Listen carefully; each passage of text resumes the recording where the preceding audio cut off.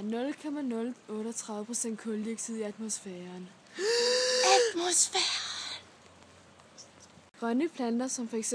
træer, buske, blade med mere optager denne CO2, også kaldet kuldioxid.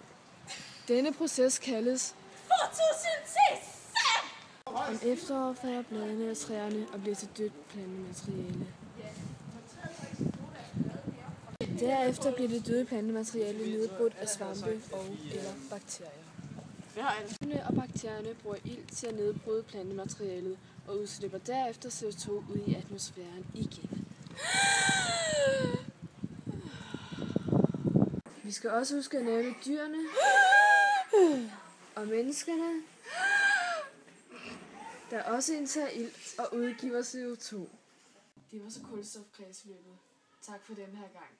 Tilbage til dig, Allan.